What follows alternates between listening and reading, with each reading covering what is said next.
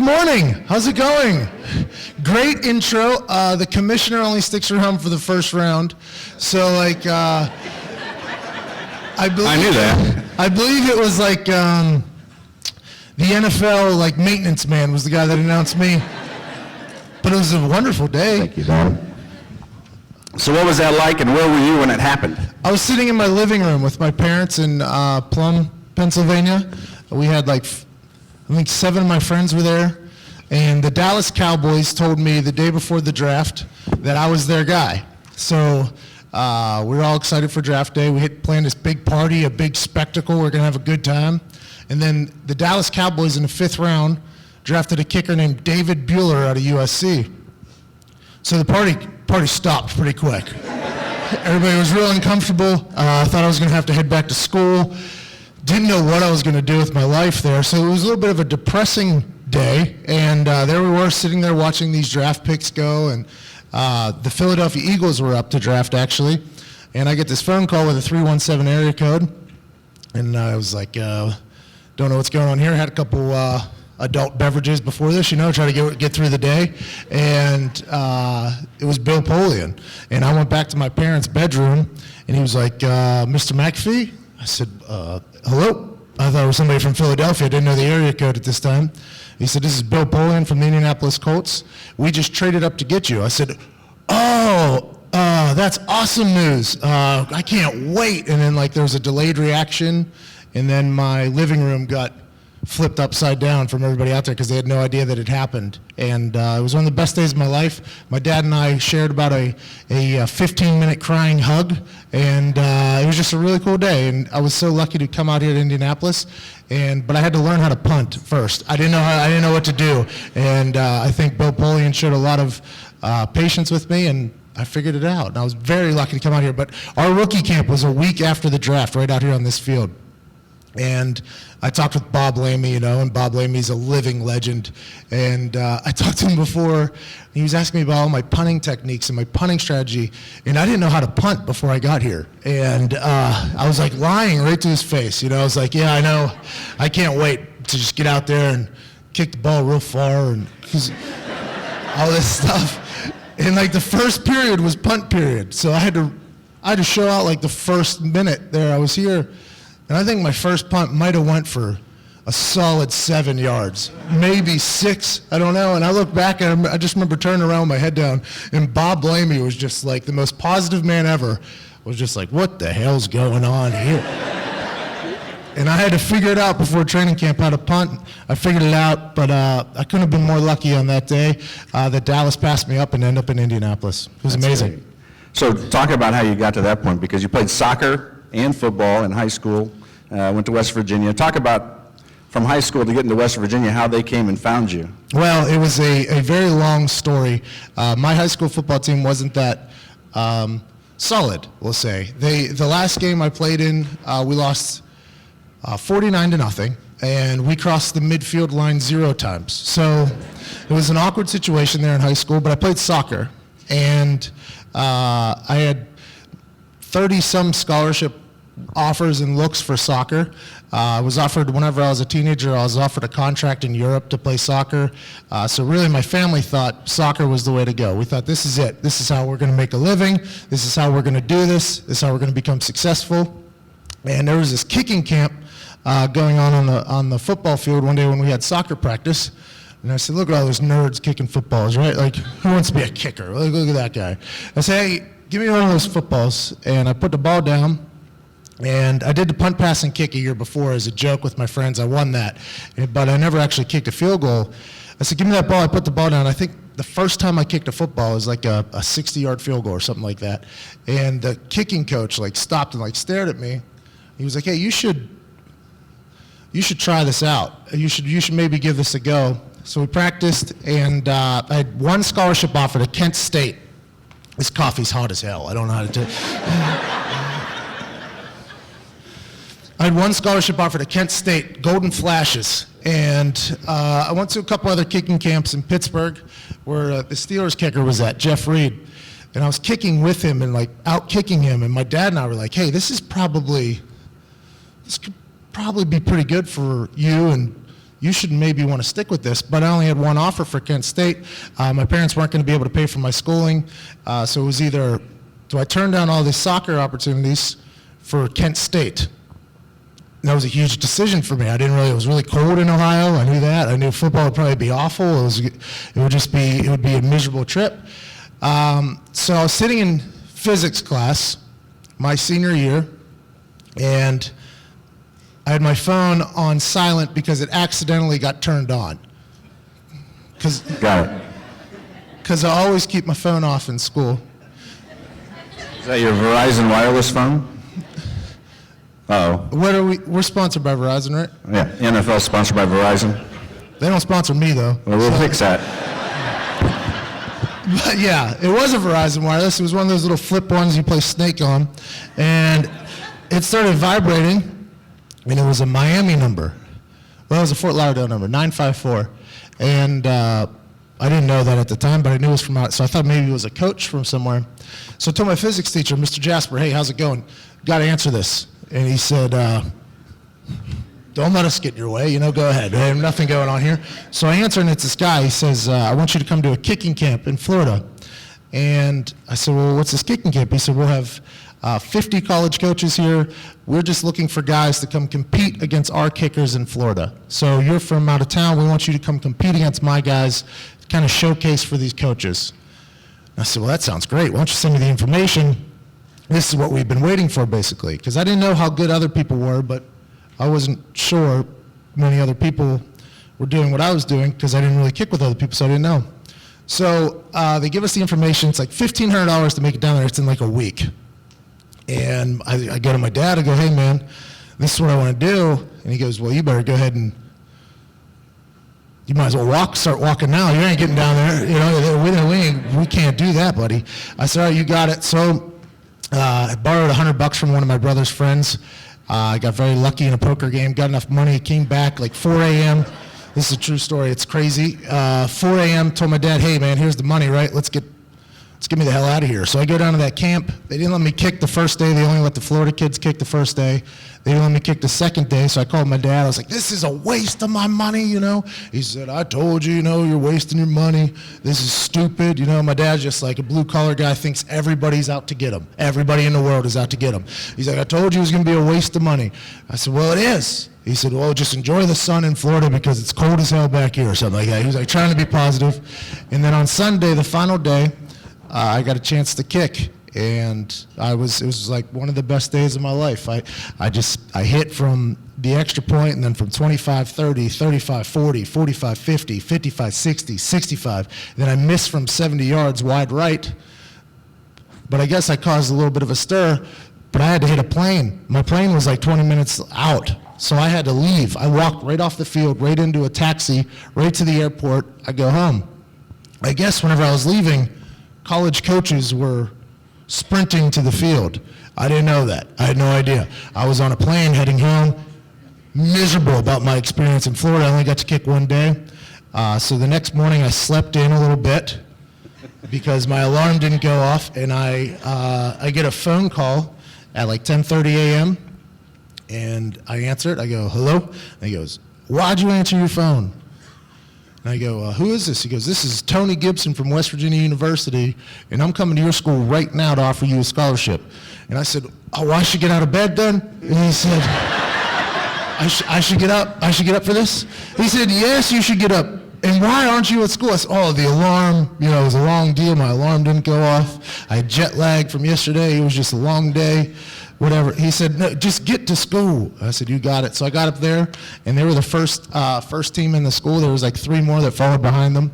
But West Virginia became my home, and I kicked there. I didn't punt until my junior year, but my sophomore year I did like the last couple games. But we did the run punt, if you know what that means. You don't know what that means. Like a rugby punt. County commissioner, doing all right. I'll tell you what, that's pretty good. I'm hanging in there. We did the run punt, if you know what I'm saying. So I caught the ball, and I would run, and every single punt was supposed to be a fake. So it was like, if they don't come, you run it. And if they do come, you just kick the ball, get it on the ground, and let it run. Hopefully. You don't have to have that much talent. It's just like, just get it over with, just let's get out of here. And I kicked field goals, and I did that for 3 years. or for 2.5 years, I guess. And by my senior year, I started running and turning it over. So I was like, turning it over means get it in the air, and it would go a pretty long way. It'd go a long way. So we'd run. Bill Polian saw me do that. He said he thought I could transfer into a NFL-style punter. He had faith in my athleticism, which I wouldn't have if I was. So good for him. And that's how it all happened, man. That's basically my life in a nutshell, right there. Through college. Right there. Do you remember anything since college? No. Nope. No, I don't think so. It's been a pretty good run. Talk about the NFL. What surprised you the most about being in the NFL and the things that happen day to day? It is 100% a business. I think that's the big thing. So with the way ESPN and now the national exposure of the NFL is, we're everywhere. And to do so, you have to keep a very high quality product on and off the field. And you hear about these superstars and the names that are very consistent with teams and all that stuff, but the bottom 3/4 of a roster turn over weekly. It's like brand new guys come in and come out, come in and come out. So you hear about the big names like the Reggie Waynes and the Andrew Lucks and the Adam Vinatieri, Robert Mathis, and I guess I'm in there now. Yeah, I guess I'm very lucky to be in there, but there's a lot of turnover. So the big thing about it is friendships are tough to build. Like in college, you were 4 years with a guy. So like my best friends in my life are my college roommates that I kind of came up with. Here, guys come and go so quickly, it's really tough, and it's just a business. It's just you got to keep the best players on the field, and then there's injuries. And then there's so much stuff that happens behind closed doors. It's just it's a well-run business, and I'm just lucky to be a part of it and lucky to survive, really. I feel really very, very lucky about that. Talk about your most memorable moment so far as in your NFL career. Signing that contract was a pretty big deal. I mean, that was a day that my family and I have been waiting for since we took that call in physics class. I mean, that was, I got my entire family out of debt. I moved my family to Indianapolis. I gave my dad a business. I got my brother his own business. I mean, that was one of those days where it all paid off for everything that my parents have put into me athletically, all the support my brother has given me, all my opportunities that I've been able to get lucky at and get to. That was the biggest day of my life, I think. And I say that because, not because financially for me, but for our entire family. That's why I owe the Ursay family so much, because they just took a complete burden off my family and my shoulders. That's great. Yeah. That was the best day. I mean, the Super Bowl was really cool. We lost. Stupid Saints, you know? Stupid Saints. New England Patriots, our last game, AFC Championship, like really cool. There's only 4 teams left, but we lost. Stupid Patriots, you know? Cheaters. I can't talk about that. Okay. All right. I was there. We took our kids out. We're sitting right behind the goalpost, and it was a little wet, too. Did that affect the game besides the balls? It was so cold. It was the wind. For me, it's the wind. So my life lives and dies by the wind. So that's like when everybody's like, yeah, let's open the roof and the window at Lucas Oil Stadium. It's such a beautiful stadium. Yeah, it is. But boy, if we would just keep that closed, I'd really love it. I would really love it. But no, New England, it was just so windy, and we didn't play that well either. But a good story about the cheating thing that you bring up. I was at the Pro Bowl the week afterwards when this whole Deflategate thing got hot. And we got a memo. I got a memo straight from the PR guy. It said, hey, you do not say a word about this. I said, not a word. He said, not a single word. You don't tweet. You don't talk. You don't say anything about it. I said, not a word. He said, not a word. I said, you got it. So then that night, I was having a couple strawberry margaritas. And everybody else was talking about it, right? I was not. So I sent out a tweet that said, I guess with all this Deflategate talk and us maybe becoming their replacement or whatever, I should probably stop drinking these margaritas, right? I said that. So that ends up on ESPN 20 minutes later. So I get a text message from our PR guy. What did I tell you about Deflategate? I said, I didn't think I said anything bad. I just kept it moving. But that was a situation. I'm losing service, I think. So I didn't lose. I'm sorry. No, but that was a situation it was such a shame that was brought up and that was in the media spotlight because you had two really good teams that were going to play for a Super Bowl who had literally worked. A lot of those guys hadn't played in the Super Bowl. Like the Patriots playing a lot of Super Bowls, but you got guys that have worked their entire life to make it to the Super Bowl, and all the spotlight was on footballs. It was just, it was a very sad situation, but I wish we would have played better so we could actually complain about something. Now, granted, one of their touchdowns was cheating. They came out and said it. It was only 38-7 they beat us. If we can knock down a couple more, we can start complaining about the balls, but I think 31-point difference is very difficult to complain about. So you brought up the tweeting and all that stuff. So the tweet handle at Pat McAfee Show, what are you using these days? It's at County Commissioner of Brownsburg. He avoids social media. Well, you should think about that if you want to run for governor. All right, so Hashtag just in. All right, this is about you. Sorry. So I read some tweets this week. Oh. Yeah, it's a rough week with the pasta, the tails on the shrimp and the pasta. What's going on there? There's no Ursays here. No Ursays here. Yeah, the pasta. Serious. Yeah. Did you have the tweet with you? Oh, no, I don't have it with me. I just wrote it down on my piece of paper. You said ask about the pasta tweet on your paper. No. It actually says shrimp tails in pasta. It's true, though. So, like, when you crack into a pasta, right, I like shrimp, fettuccine Alfredo with shrimp. I think I did that right. I don't know. There's a whole lingo to it. But when they have the hard tail on it, I just think that's pure laziness, rather. So I wanted to put it out there. I don't want to call out any particular restaurant, but I think I have a couple people that follow me now that maybe they'll spread the word. Like, hey, we should cut them hard tails off. People are choking over these things out here. I'm trying to do the world a favor. He says he has a couple people that follow him. When I looked last night, it was close to 250,000 followers. Hello? Hey, don't worry about it. Is that Siri? She's coming to party. How many followers you say? The number I looked at on the at Pat McAfee Show Twitter account. Twitter? See, I don't even do that. It's all the same. It's all the same. Yep. Said about 250,000, almost 300,000. Yeah. That's a lot. Well, in comparison to Katy Perry, it's nothing, though. She's got like 70 million. She has some assets you don't have, though. A lot of them. Talent would be one. But no, Twitter, I only started Twitter, and this is the God-honest truth. When I came to the NFL, I didn't want anybody to have a clue who I was. My rookie year, I walked into that weight room, which is right down that hallway, and I told the story last week at another convention here in town, and it is the God-honest truth. When I walked in that weight room my first time, Robert Mathis was shirtless jumping rope with headphones on, right? So I was a rookie. They were giving us a tour of the facility, and Robert Mathis was just jumping rope, and he had Katy Perry things that I never had in my life. And I looked, and I said, what the hell is that, right?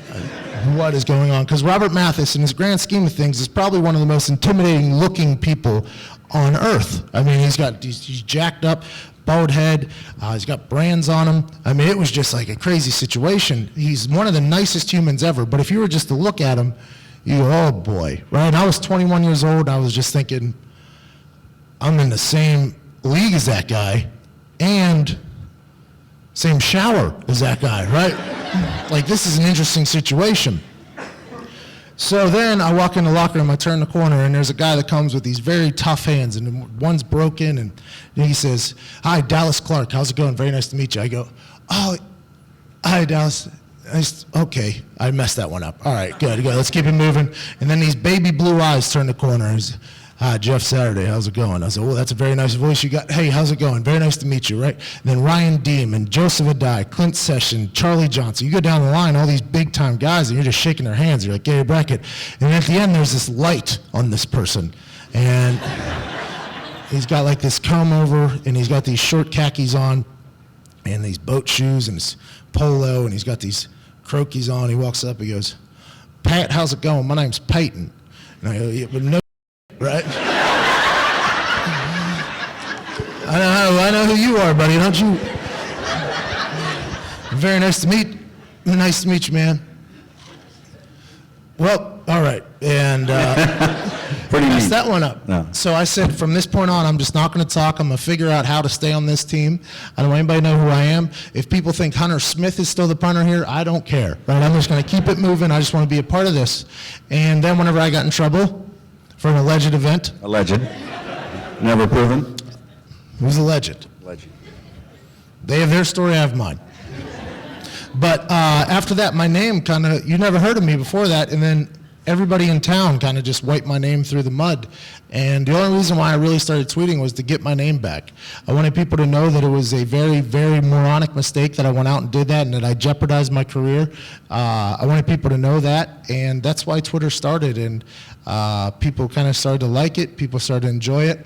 I don't know how much my bosses, or not my bosses love it. I don't know how much people in the Colts like it, but I really, all I was trying to do was save my name. And I've related so well with the people of Indianapolis because I really feel like I'm genuinely a Hoosier. I'm from Pittsburgh, which is basically the same city as Indianapolis, just hardworking, good people. And I'm just very lucky to be here, and Twitter has worked out very well for me. And if we can get people to stop putting the hard tails on their shrimp and pasta, we've accomplished something on social media that hasn't been accomplished before. Yeah, I may have to tweet that out today myself. Talk about your community involvement. You talk about what Indianapolis now means to you, Indiana means to you.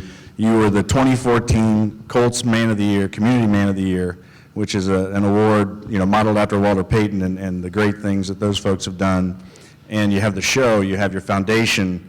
Tell us about all those things that you're now doing in the community. We know what they are, but your perspective of how the show has impacted your ability to help folks every week on the show. You have special guests, and talk about that a little bit in your community involvement. Well, I just think I found out in that same situation that you live in a fishbowl if you play in the NFL, that no matter who you are, even if people have never heard of you, everything you do is going to be spotlighted. And I figured I could use that pedestal in a good way as opposed to a bad way. And I really got a chance to meet my rookie year. They have something called Community Tuesdays that still happens. In your rookie year, you're kind of not thrown in or forced, but you go to all these different events, from the Children's Hospital to building playgrounds to doing this and to meeting with the military. And the people that really struck home with me were the military. So after my rookie year of kind of meeting the gamut of all the philanthropical opportunities, I really wanted to turn my focus towards the military, although I do work with other people. And I just feel like it's my job. I'm grossly overpaid for what I do. So if I can give my money or my time to people who are going to use it better than I would, I think it's the right thing to do. And for my show, we had a Hometown Heroes segment at the end of every episode, which was basically a hometown military person that we would bring up and honor on TV. And they were always in their full gamut, and we give them money and all that stuff. And Wish for Our Heroes is another organization I got a chance to work for. It's just one of those things where if you have the opportunity to do it, you should, and there's no reason to say no. And I said there's never a wrong time to do the right thing, and it's real. But the Man of the Year award thing is interesting to me because in a league filled with amazing things that happen, there's so many good things that happen in the NFL, negativity hogs the publicity. I mean, that's just the way it is. So the fact that there's an award for one person, it's very difficult because we have a locker room filled with amazing people that you've never heard of. The things that they do are so amazing. So it was an honor to receive the award. It was incredible to do that. I will continue to do as much as I can for this community, whether the stuff is heard about or not heard about. But I'm just very lucky to be a part of a locker room filled with really good people that I can look up to, that help me out whenever I need their help. And we're just trying to do the best we can with the things that we have. And I think I really get upset whenever all ESPN shows or all anybody shows is negativity, because there's so many amazing things that are happening in the NFL. I'm just lucky to be a part of it. That's great. That's great. Let's give it up for Pat's Foundation. It's a good jersey. You look really good in that jersey. Did you know? Toot, toot. All right, so that was me tooting my own horn.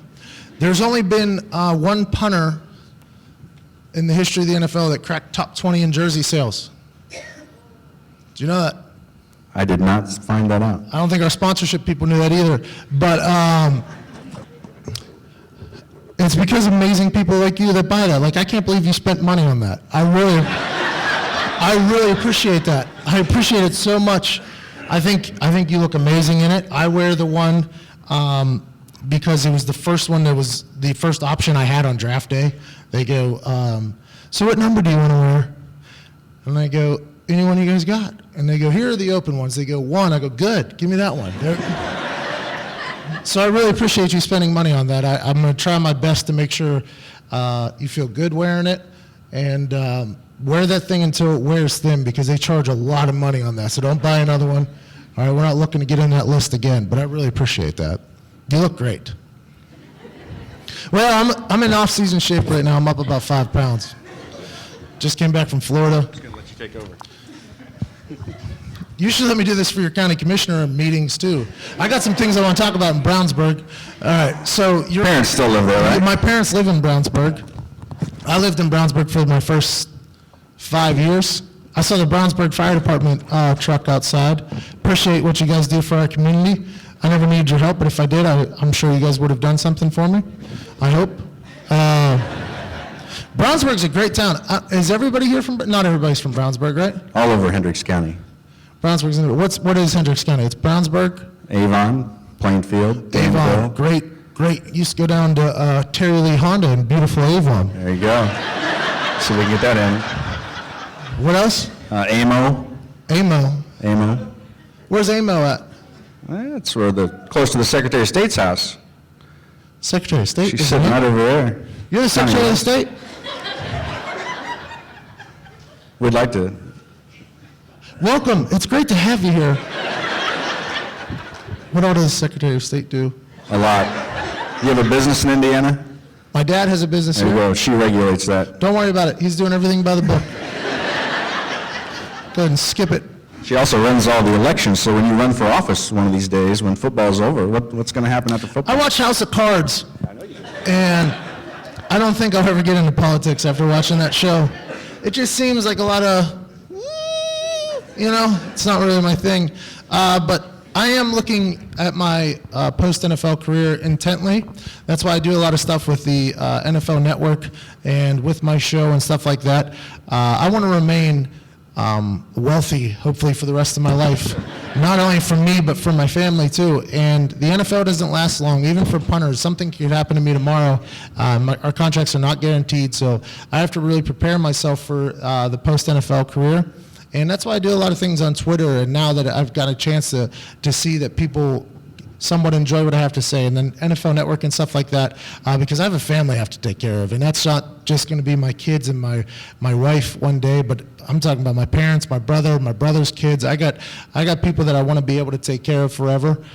So I hope to be able to speak on TV. Hopefully they find enough makeup for me to really profit from it. But that's what I want to do, and I always represent the Colts. So I'll never go anywhere else or play anywhere else. So hopefully we'll get a chance to do that. You brought up makeup and appearance. In 2011, you cut your hair for Locks of Love. Yeah. How was that? Well, that hair was subject to a lot of scrutiny during one particular alleged incident. Alleged. Yeah. So it was a disgusting nappy haircut I had there. My mother called me a dirty hippie on numerous occasions, but I had a chance to donate money to Locks of Love, and I'm in a profession where I can grow my hair long. Not a lot of professions can. I don't think you can. I have no talent to do that. Unless you're part of the Green Party, whatever you want to do, you can probably grow your hair long. But I can grow my hair long, so I figured I might as well do it. And everybody has somebody who's dealt with cancer and has gone through that. My family, cancer runs deep in, so I figured it was the least I could do. And if somebody wanted that hair, which I don't know how they could, but if somebody wanted that thing, I thought it was the least I could do was donate it. And I donated over 1.5 feet of hair. And women, I don't know how you do it. I woke up every morning sweating. Like, what, do you wear it up in a, what do you do with your hair when you wear it, when you sleep, do you have it down? Do you not sweat? I couldn't breathe. I felt like my body couldn't breathe. I felt like my hair was giving me a chokehold. But I have a much more respect for ladies than I ever possibly could after growing the hair long. They go through a lot. And it was a fun situation. I'll probably do it again here shortly. A great cause, great cause. Well, we got just a few minutes left. I've got one more stat that was brought to me by someone in the audience this morning I think you had a comment on. And that is that apparently you lead the team in special teams tackles right now. You make a lot of tackles on special teams. Well, that 2-14 year didn't help. We won 2 games out of 16 attempts one year, and that led to the implosion of this building. And I'm lucky to survive, and I lost a lot of good friends. But that year we had you covering kicks for me, basically. And I think I had 11 tackles that year, 11 solo tackles, which means that could have been 11 more touchdowns, basically. It could have been worse. We could have been 1-15, I think.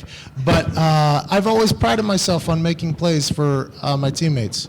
So if I kick a ball bad and they somehow, the only time you ever see a big return is if there's a miscommunication or I kick it bad. That's really the only chance you ever see. Because everybody on the field is trying to make a tackle. So if I kick it bad, I'm so mad to begin with. I am so angry. There are words flying that I would never say in front of my mother, but boy, they are loud, and they rhyme with Andrew Luck, right? Right, so they're loud, and I'm sprinting down the field, and if you make a play for somebody, if I make a tackle, my teammates respect that. I feel like I'm not supposed to tackle. Most kickers and punters don't, but I like to stay in shape. I'm a heavy man. So I outweigh the returners usually, so I got nothing to be scared of. And it's my job to make a play for my teammates. That's basically all there is to it. That's great. I'm still in pain, though, from the big one. I had a big one. That everybody's The alleged incident? No. That didn't hurt? I'm sorry. What are you talking about? The tackle. I'm not tackling people. Tackle. Oh, I'm sorry. I got misdirected. What are you doing, Matt? Is your position voted on? Yes. Is it? So, I have a question for you. When's next election? Well, in a couple of years. 2016. Oh, so you guys are 4-year terms? Yes. I only have like 300,000 people in Indiana that follow me. That's a lot. Yeah, it is. It's more than WTHR viewers. That's more than Indy Star Raiders. I could shape some thoughts. Just want to let you know that. I understand. So if you want to talk about tackles and canal incidents, I always cut the tails off the shrimp. I'll go to your restaurant any day. All right. Well, ladies and No, gentlemen. hey, by the way, good luck. I'll vote for you. I'm not in Hendricks County anymore, so I'll vote for you. We can work that out. Got the Secretary of State sitting over here. Are you Secretary of the entire state? So you work with the governor on a daily basis? I won't ask you the question. What happened with Just In? That was an interesting situation. It'll take a while. I love you. I'll vote for you. Can I vote on you? She just got elected. I'll vote for you any day of the week. But you, you got a couple years here. Well, 1 year, I guess. What do you plan on doing next? Are you going to run for more? I don't know. You watch House of Cards? I do. You thinking about that? Like you said, that's a lot of stuff to get through. I feel like you're a man who could break through. Maybe. Good conversator. Yeah. I have a lot of effectivity. Yeah, absolutely. And English as well, I see. Yeah. What have you done for Brownsburg? Just so my parents know. Wow.